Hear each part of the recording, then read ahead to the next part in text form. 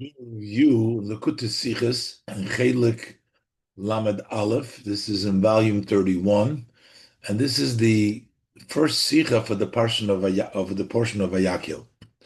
It's a Rashi Sicha. Now we know that there's a repetition first in the portions to the in Truma Tetzave, and the pasuk tells you how to construct the Mishkan, and in Vayakhel we're learning about how they constructed. And Rashi says that he's not going to repeat everything that he explained before, with the exception of some things that Rashi explains again. And we need a reason. The Mefarshim explain. The Rebbe stops on one particular thing, which doesn't seem to have an explanation. Why does Rashi have to explain it again? We're talking about the Sedis. So they had the coverings over the Mishkan. They had the panels in the chutzner. What kept them down so that they don't get blown away or blown up by the wind? So they had these stakes that you put them into the ground. The stakes are called yisedos. Those are these are the pegs and the stakes in the ground. But there's two interpretations actually that Rashi brought down before uh, in the Parshas Truma. Over there, Rashi says either they were in the ground or they were heavy. They were weighted down. The weight, these Yesodis were weighted and they weighted down so that it didn't flop the curtains, the covers. And over here, Rashi chooses to say specifically that it was in the ground. So why does Rashi Bechlal have to explain? And why does Rashi get involved to decide what he has left it open before, what the Yesodis are? And the Rebbe will explain because this verses is talking about that they need the chachmei lev. They need to be wise. They need to know. Craftspeople really know what they're doing, and the fact that they were anchored into the ground, learning that they were stakes. That's we understand that the people who constructed the coverings and the curtains, they that needed the quality and the workmanship of the Chachmei Lev, their wisdom. But this being stuck into the ground becomes actually part of that construction. So that's why they did it all. So we'll see as the Rebbe explains it. We'll go step by step. Vayakhel, Aleph. Betchila sivui meleches hamishkan shebeparshasenu. In the beginning of when God is instructing over here, the work that we do for the Mishkan, um, when the pasuk relates what Moshe Rabbeinu is telling them what to do, so and this is sort of a repetition what the Eibishter first told Moshe Rabbeinu what to do. That was the previous parshas, and here he's telling them the Chachmei what they need to do. So in the beginning, Rashi writes, Koisev Rashi writes, Kvar pirashti nidvas hamishkon umelachtoi b'mokoim tzavaosom.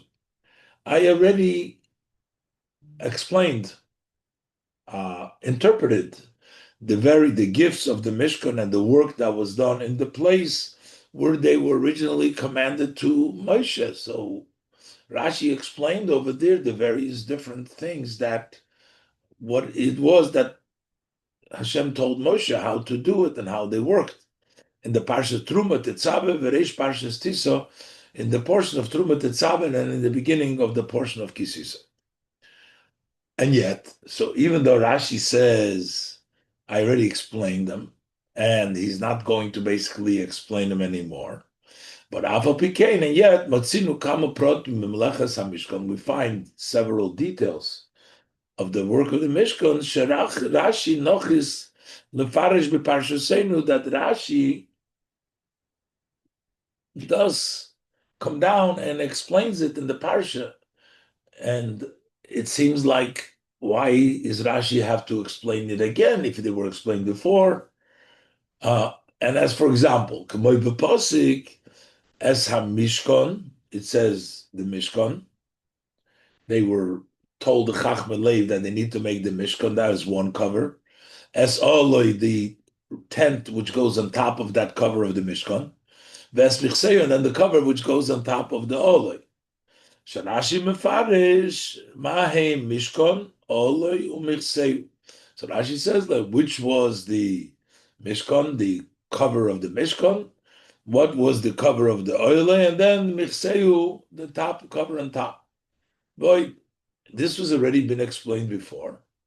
And still, Rashi said he explained it before, and still Rashi says it here again. So why? The Mefarshim explain, Umuvan Hatam kol Umuvan Hatam. So why does Rashi have to explain it again? Ki hadvorim elu efsher leida pirushom b'mokim tzaveos. Because these things, we cannot know their meaning, their interpretation, where they were commanded. So over there, we don't have them. That's why Rashi has to explain them over here. So there's a reason why they were explained, not repeated, but they were explained here and not before, because before we don't know this, we only know it over here. As explained in the commentators, in the most of the Rashi's commentaries over here, when Rashi does comment why he had to comment over here, the Mefarshim explain. And also they explain Batam Shalisomach Rashi al Pirushim Mokum Tzav also. And also why Rashi did not rely on what he already explained when they were commanded. So sometimes Rashi brings up Pirush here, which he didn't say before. Sometimes he brings up Pirush, which he's repeating. The Mefarshim explain why Rashi sometimes brings here a new Pirush that he didn't say before, and also why Rashi has to repeat. But there's one issue that the Rebbe is going to stop and want to explain. So based on this, that Rashi has already explained everything in the first time around, in the first portions, when it's Shem is telling Moshe what to construct, how to construct the Mishkan with the vessels. So we need to look into the Rashi and the verse. It says, "As Yizdois HaMishkan," the pegs or the stakes of the Mishkan, "As Yizdois HaChotzer," and the stakes of the courtyard. Said the Mishkan had curtains; you had to hold them down, and then there was also these stakes that kept the curtains of the Chotzer, the Kloim. And also, he told them about Ves Meisreim. He gave the work, also the ropes, because in order to tie the bottom of the cover, the curtain, to the stakes, you need a rope to connect them. So Rashi teaches, Shapirish, Rashi explains, you say this. What are these, you say this, what are these stakes? Litkoya, to stick in, the liksher bahem, and to tie to them, soifa yiriyas ba'oretz, the end of the curtains into the ground, so that they don't move with the wind. So you had at the bottom of the ends of the covers, you had these ropes, and they were tied to the stakes into the ground. So that's one thing. That's the you say this. Then Meisreim, Rashi says chavolim liksher. Those were the ropes. The ropes, they were the ropes to tie that tied them. So Rebbe wants to know. This already Rashi has explained where Hashem originally tells him about these pegs, about these stakes that he's supposed to use. Seif Parshas Truma, in the end of the portion of Truma, Allah Posuk, the Posuk says, the whole Klei HaMishkan, all the vessels of the Mishkan, the whole Yisei Doisov, and all of its stakes, the whole Yizdes HaChotzer, and all the stakes of the courtyard. So they had the stakes of the Mishkan, of the curtains, of the covers of the Mishkan, that they kept down that covers, and the stakes that kept of the courtyard, and to hold them down. They're all made out of copper, nechoshes. Shakos of Sham. So Rashi already writes there. You say you say this is Kimin Nagre in the Choshech. They're like uh, copper hooks. Asuyin li'irias oil. They're made for the uh, coverings of the oil of the tent. Ulekale achotzer, and for the curtains of the courtyard, the separation of those curtains. Kshurim b'meisorim, they were tied with rope. Soviv soviv b'shupuleim, around and around on the bottoms. Kedesha loy tahei haruach magbehosa, so that the wind should not raise them. So they had these, you say this, and the mesreim, and they had in the bottom. So Rashi says over there, Belomo huskak Rashi lachzer lefarish kan shupam in Yonam shel you say this Hamishkan. So why does Rashi need it to explain again, once again, what these stakes of the Mishkan are, when he already said before that they were nagre nechoshes, they were meant to hold them down with ropes? And why does Rashi have to explain again?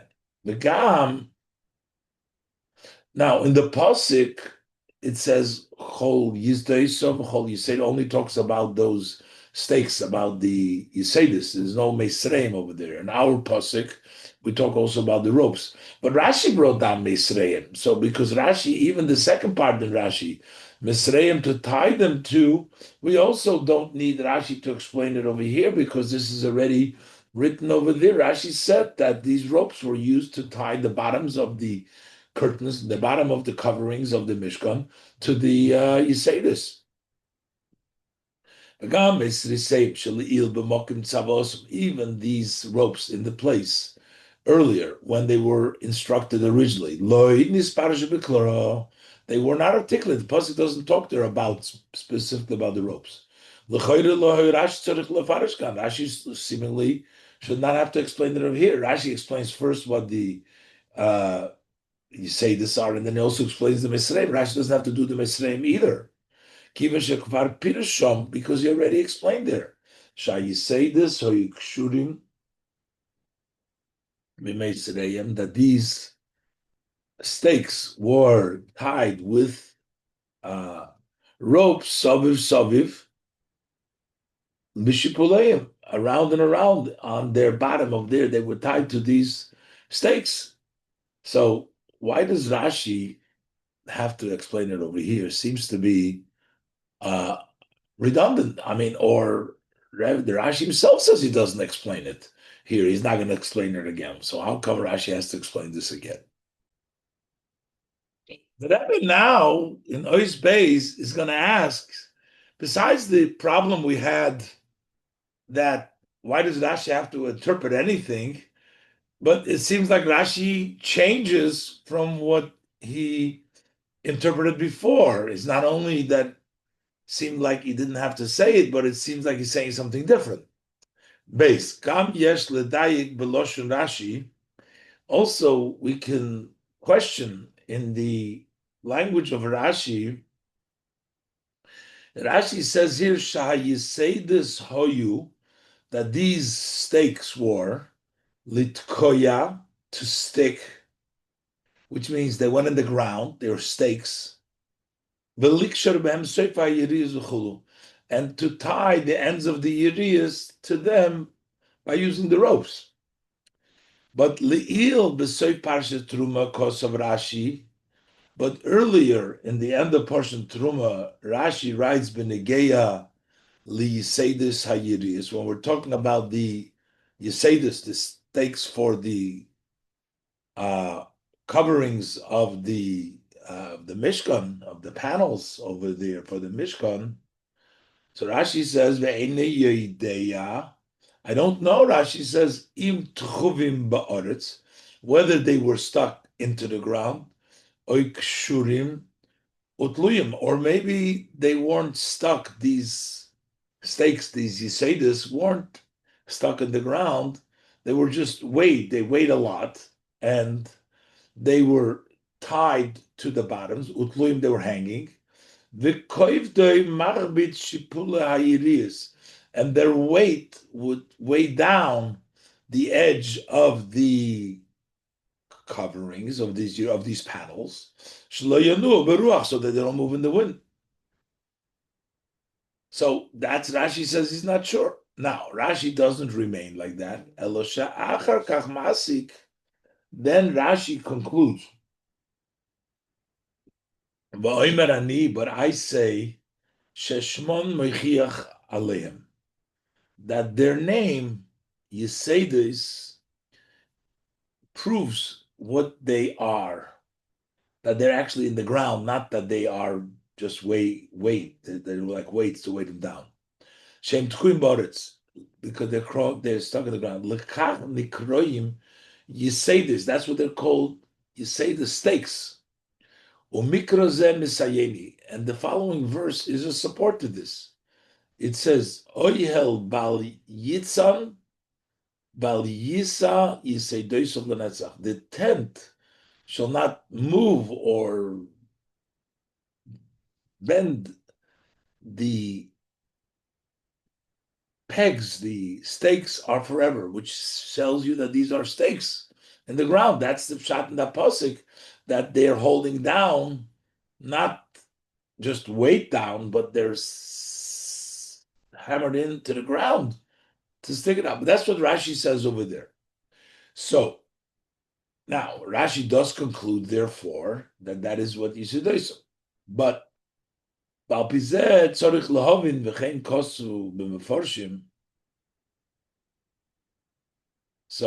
we need to understand, and this is also brought down in the Meforshim, the Mashikosuv Ran, not Tzorich Loimer, take that back, Tzorich Loimer.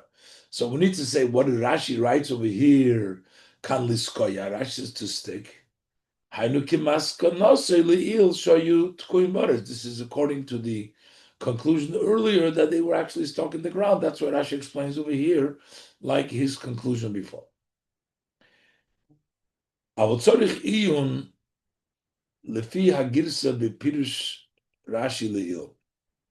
need to still look in, according to the version in the Rashi before,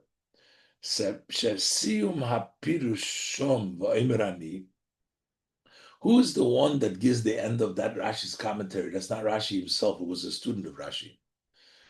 According to that interpretation, that version, Rashi, it's not Rashi himself, but it's one of his students. Madua Sosam Rashi Shom. How come over there Rashi himself doesn't decide? It was the student that decided that. The Khan Masik Shoyut Kuin Boretz, and here he concludes that they were stuck in the ground. So there is a version that says that Rashi's students are the ones that said that it means Yesodis, that they're stuck in the ground, a stake in the ground. But Rashi himself didn't decide that. And even the Rebbe says, according to the other version, that it's Rashi himself decided. The Vayakhel Ani is Rashi. Rav Kamla Girsa Nefutza, also into the version which is common, which is spread out, Shamaskona Shomi Medivre Rashi Atzme, that conclusion is Rashi himself. Tzorich Biur, we still need to understand. Based on what's explained elsewhere,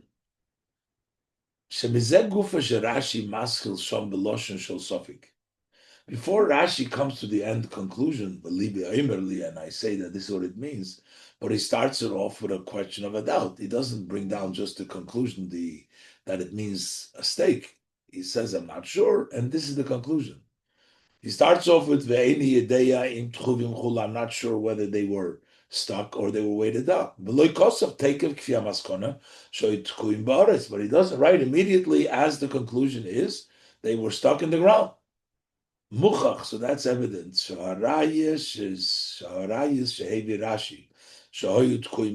That these proofs that Rashi brings that they were stuck in the ground, as the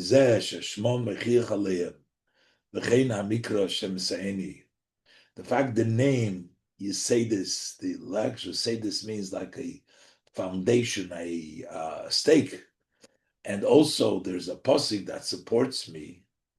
Einon Rayis Gemuris, they were not complete evidence. Had they been really good, full proofs, Rashi wouldn't say, I have a suffix, and then say that these are the psukim. The reason he starts off with a suffix because he's not sure, although he says this is the conclusion. Yes, lahavin. So we have to understand. So since Rashi over there isn't so sure that at least he brings it down as a beginning, any idea, why does Rashi have to get involved over here? Yes, lahavin need to understand. Rashi kam de parshasenu. What forced Rashi over here in our parsha likvoya to establish shahoyu liskoya? What they did was they had to uh, anchor them in, push them in, stuck them in. And he didn't use a language which did not decide the above question. Why did he have to get involved over here and resolve it when before it was some sort of a question?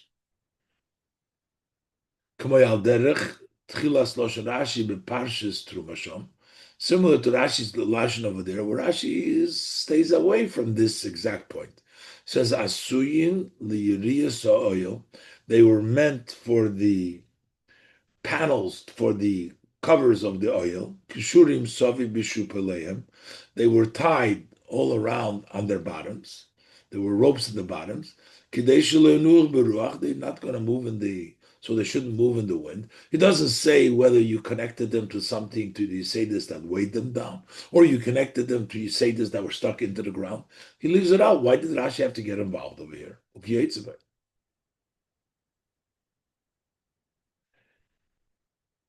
So the Rebbe is going to be machadish over here now that what the reason Rashi has to explain here, and why is Rashi telling us this shot over here? Because Rashi wants to explain. Here we're talking about all the jobs that Moshe Rabbeinu gave over to the Chachmei Lev, to the wise people, and things that did not require too much wisdom. Why would we have to give it to them? Ordinary things that everybody used, he didn't have to give them because those were standard. But somehow the pasuk says over here he gave them also uh, the anchors, the stakes, and the ropes. It means that required the chokhmah because that was really part of the panels, and that since the panels was, so this was all part of it. Let's look inside. So we can say the explanation simply. Ala posik ve'es shemen hamoir, and he gave them the oil for the menorah, for the lighting that they needed for the menorah. So Pirush Rashi explains there what's so special about the oil that you need Chachmei Lev, you need wise of heart. Pirush Rashi Avu Tzorich Chachmei Lev. Then also this requires wise of heart. Because this is different than all oils. So here we see, because Rashi needs to explain why they needed to bring it to them, because it was different. So from this it's understood that all the items that were counted over here, they require the Chachmei Lev specifically to do them. And we have to explain, why did we need Chachmei Lev? Because here the pasuk is talking about things that require a special talent in order to craft it. And now that we say this gives also another explanation, a change of language between before when Hashem tells him what to construct, and here what Moshe Rabbeinu in his detail. We also have now an answer to a change in the language of the pasuk. The Leil beparshas Truma Shom, over there in the portion of Truma, when the Eibishter tells him to construct Nemar, L'chol klei avedosei. All, it says, no, it says, l'chol klei hamishkan. All the vessels of the Mishkan, l'chol avedosei, all the required work that was needed. And then it says, l'chol yisideso. And also uh, all the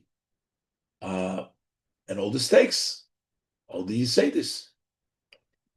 And v'chein lekamim beparshas Pekudei, also in the end of Pekudei, when they brought kasher reviu, Bnei Yisrael, as a Mishkan v'chol kelev l'Moshe, when the Yidden brought the Mishkan, all the vessel to Moshe, Nemar b'sima inyan, also in the end over there of the subject, it says, V'es kol klei avoidas hamishkan, and all the vessels that they serve in the Mishkan. So there's about the vessels serving the Mishkan. V'ilu kam beparsha seinu, but here in our parsha, when we're talking about what Moshe is telling the Chachmei Leiv, lo niskru kol klei hamishkan. The verse doesn't say all the vessels of the Mishkan. Why? Why is there no vessel of the Mishkan? Oh, because that didn't need Chachmei Leiv. Pi hanal muvim beparsha. Based on the above, we understand very simply. Klei hamishkan shebesei parshas truma. What is the vessel of the Mishkan that is in the end of the Parsha Truma? Hem kipirish rashisham hakelim. Those were the tools. So yitzrichim lakamosu leredosei. What they needed to raise it and to put it down. Those were, so they needed to provide it for the Mishkan because they needed those vessels to put it up and to put it down. So yitzrichim lakamosu leredosei kigoin. Makeves l'tkoye yisedus chulu. For example, they need a pallet, a mallet, a makaves, to bang in these pegs, these stakes into the ground. But that's needed for the Mishkan. But we don't need the Chachmei Leiv. B'shul zeh, and tzrichim Chachmei Leiv. We don't need the wise of heart. They don't need to, because this is a standard tool. These are the common tools that are common by people who are not wise of heart. So when we're trying to tell the wise of heart what they need to do or what they need to have, we don't have to tell them about the Klei Mishkan, because everybody has that. What do we have to tell them? Things that is unique. So Shemen Hamoy, Rashi explains what was special. Yes, this was a special oil. The way they produced it wasn't just regular olive oil. They had to do it in a special way to get the first drops of it. But that's why Rashi has a problem. So what about these pegs and these stakes? What do we need the Chachmei Leiv? Based on this, it's surprising. Lama ho yutzrichim lechachmei leiv b'shvil asiyas yisedus umeisorim. Why did they require wise of heart to make these the stakes, these yisedus, and these ropes? This is a standard article. So, in order for Rashi to explain that, uletarit zeh mefarish Rashi. So in order to answer, Rashi explains,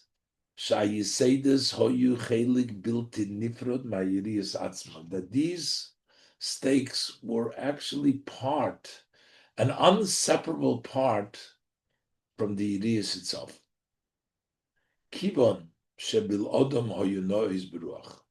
Since without the pegs, they move in the wind. Okay, so in order to get those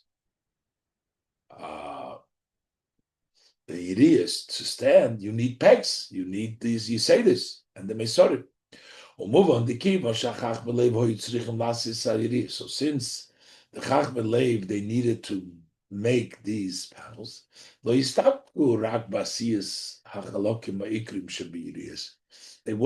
didn't satisfy them just to do the main parts of the Yiriyas, Elogomru Oisom, Ba'oifush Tiyeno Dover Sholem B'chol Protiv. They concluded it, they completed that it should be complete in all of its details. The whole Yiriyas, whatever is needed. The bottom, it needs ropes, it needs stakes. Hainush also loirak as gufa Yiriyas, not only the body of the panels of the Mishkan, the coverings, Elagam is called Kuraseyim. They also needed the hooks. Ba'adli Yiseidis Umeisreim Tul, they made these stakes and their ropes. That was necessary to tie them down so that they don't move in the wind. So Rashi is coming to explain here an extra point. Why is this Chachmei Lev? Because they needed to do that, and that is something that they were part of the whole thing. But they did it. They did the Yidis, so they did this as well. But this comes up the question now: why give this to the Chachmei Lev? Just like with the Shem and Amoy, Rashi says, well, you need to be. This is part of creation of the construction of the Yidis to make sure they don't move. So So based on this, we can explain the reason. Rashi Medayek Khan, that here Rashi says specifically, Shayiseidis Hoyu Litkoya, they were to anchor them, stick them in. The Hainu Shoyu Tkui Bekarka, that means that they were stuck in the ground. Not just that they were hanging and the weight of them weighed down the edges of the cover of the curtains, of the coverings. Because this way, when you actually bring him to the ground, it's emphasized more. Shem chelik mikfiyas binyan hayiriyas. That's why they're a part of the permanent, the construction of the yiriyas. Kivon shal yodom hayiriyas mechuboris boris. Since through the Yisaidis, these yiriyas, these panels of the coverings, are connected to the ground. That's why it's clearly emphasized that this is part of the Urias. That's how we get the Urias to the ground, by sticking them into the ground. That's the permanence. But according to the other interpretation, they were just tied and they were hanging. It was the weight that weighed them down. How you say this in Prat Noisef? These you say this are an additional detail, ala Yidis. So there was something else. So why would they have to do that? They needed to do it because that was stationed down. This put down the Yidis, so they did it. The other point is that it will just be that the weight weighs them down. That's why Rashi chooses to learn like this and explain why this was B'chachmei Lev. So Dalet umikan hiro lechachmei Lev shebechol der vadoir. So from here we have a lesson for the wise of heart in all generation and generation. When we talk about the work of education, upon them lies the obligation to raise many students. Kipsaka Rambam, as the Rambam rules, mitzvah al kol chacham v'chacham Yisrael. It is a mitzvah for every sage and sage from the Yidden, lelamed es kol ha-talmidim afal pisheinam bonov. Even though they're not his children, all students he has to teach. It's his obligation. It's a mitzvah. She'ein milu chalvosei the fulfillment of the obligation of the sage does not conclude bekach shu melamed es hatalmid oisom hadvorim shebiyicholtoi b'chochmosei hagdoy lashvielov. It's not sufficient that he teaches the student those items which he has the ability with his great wisdom to teach him, to influence him. Elo tzorich liyes chacham leiv be'emes. You need to be really a wise of heart, truthfully be a chacham leiv. Lidoik, to make sure to worry, shepereisov shemaimid yiu shleimim b'chol haprotim, that the fruit that you raise should be wholesome in all details. Achegam in yonim hanirim kitfelim v'chitzonim, to the extent that even matters which appear to be secondary, externals, like the pegs, the stakes, and the ropes. So for them, you don't need the wise of heart. Those are ordinary things. He still puts an effort that by the student it should be total, complete, full to the extent that he can. Just like the Chachmei Lev here created even the Mesorim, even the Yesedis. Bedavker kasher goimer es hamodas hatalmid. Es hatalmid ad leprotim achichitzoniim. And only when you complete raising the students till the external pieces. Oz yeshnoi havados v'habitochen. Then we have the certainty and the guarantee that this is something which will stay lo yanuach beruach. They will not move in the wind. The gam kasher yeshnam ruach menashvis ba'ilom. Even when there's blowing winds that are blowing in the world. Harei hatalmid oimed chozak al mishmartei. The students is standing strong on guard. Behesem lohiros Rabbi, fitting to the instructions of his teacher. Zehu hasiman. This is the sign shetalmudish shel Rab choder lepnimiyuser shel hatalmid, that the teaching, the study of the Rav, of the teacher of the Chacham, penetrated the inner of the student so that it will not move him, that he's standing strong. Is if the Rav makes sure, even in the external, these details, the ropes and the pegs and the stakes, to the extent there is not even one details which is not penetrated with this, that the spirit of the Rav, that he will not bend. In every aspect of him, he stays strong. Similar to the expression saying of the Alter Rebbe, so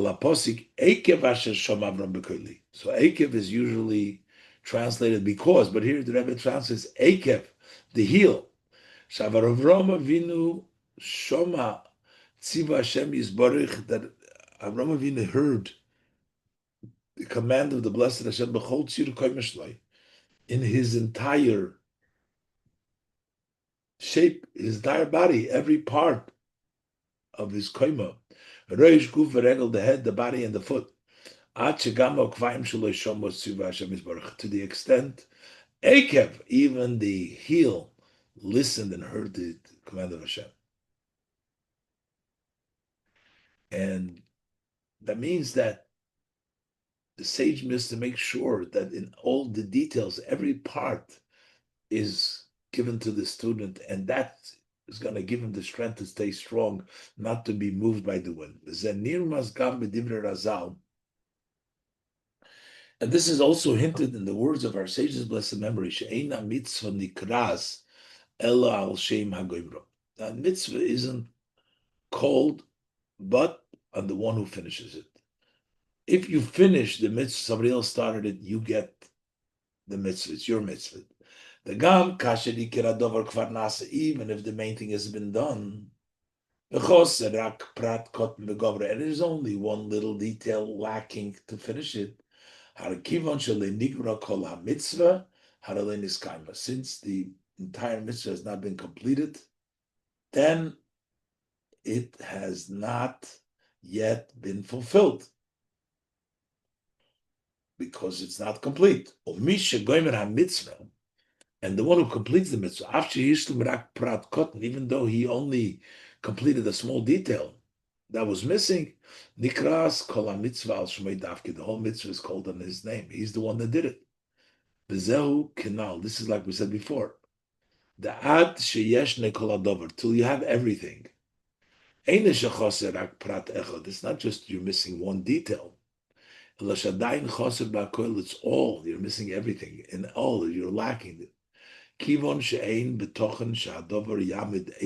there is no trust, there's no guarantee that this is going to stand strong against all the winds that are blowing. You need to make sure that it's anchored. We need this to penetrate in the entire form, the entire person, all of him, from the head to the toe. This is also a tremendous encouragement for our generation, which is Dora Dikvus of the Mashiach. It's the generation of the heels of Mashiach. Even though we are in a level of heels, relative to the earlier generation. Dora Bitmiya is then as the Gemara says, our generation better. I wonder, it's rhetorically. Achshur Dora, we're less than they were. In the Dafka Avodah Senu, but it's Dafka our Avodah, Begamar HaBirurim, because we're completing all this sorting out.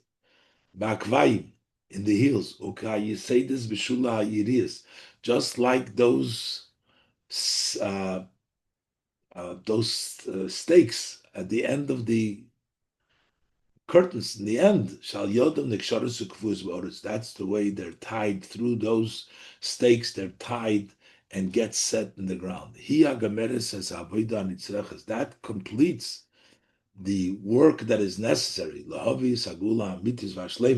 to bring the true and complete redemption of the Mashiach Tzidkenu through our righteous Mashiach. We're only doing one detail. Especially if you consider the great avodah of the previous generation. We're doing a small part, but we're completing it. Our completing it is which gets the mitzvah, that little detail, that gives the strength, and that gets the reward, the mitzvah for the whole thing. The mitzvah is called on the one who completes it. The ikvus of the Mashiach, the generation is it 2 times. The heels of Mashiach, which means it's even lower than the heels. Shehu HaGoimer, that is the heels of Mashiach, that part that completes.